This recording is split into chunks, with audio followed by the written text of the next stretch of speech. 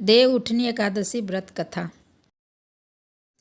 एक राजा के राज में सभी लोग एकादशी का व्रत रखते थे। प्रजा तथा नौकर चाकर से लेकर पशुओं तक को एकादशी के दिन अन्न नहीं दिया जाता था। एक दिन किसी दूसरे राज का एक व्यक्ति राजा के पास आकर बोला, महाराज कृपा करके मुझे नौकरी दे दीजिए।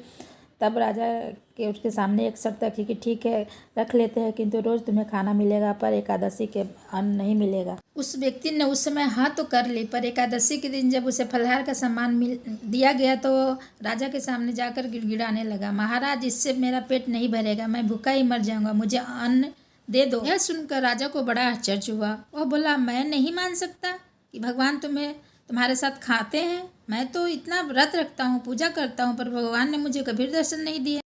राजा ने उसे शर्त की बात याद दिलाई, पर वह अन्न छोड़ने की राजी नहीं हुआ। तब राजा ने उसे आटा दाल चावल आदि दिए। वह नित्य की तरह नदी पर पहुंचा और स्नान कर कर भोजन पकाने लगा। जब भोजन बन गया तब भगवान को बुलाने लगा। आओ भगवान, भोजन तैयार है। उसके बुलाने पर पीताम्बर धारण किए हुए भगवान चतुर्भुज के रूप में आ पहुंचे और प्रेम से उसके साथ भोजन करने लगे। भोजन करने के बाद भगवान अंतर्ध्यान हो गए और वह अपने काम पर चला गया।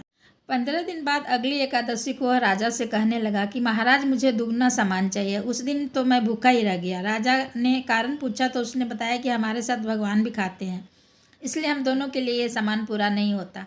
राजा की बात सुनकर वह बोला, महाराज यदि विश्वास न हो तो साथ चलकर देख ले। राजा एक पेड़ के पीछे छिपकर बैठ गया। उस व्यक्ति ने भोजन बनाया तथा भगवान को शाम तक पुकारता रहा, परंतु भगवान न आए। अंत में उसने कहा, हे भगवान, यदि आप नहीं आए तो मैं नदी में कूदकर प्राण त्याग दूंगा। लेकिन भगवान नहीं आए। तब वह प्राण त्यागने के लिए उद्देश्य से नदी की ओर बढ़ा।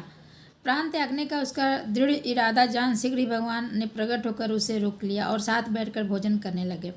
खा पीकर वे उसे अपने विमान में बिठाकर अपने धाम को ले गए। यह देख राजा ने सोचा कि व्रत उपवास से तब तक कोई फायदा नहीं है जब तक मन शुद्ध न हो। इससे राजा को ज्ञान मिला। वह भी मन से व्रत उपवास करने लगा और अंत में उस स्वर्ग को प्राप्त हुआ।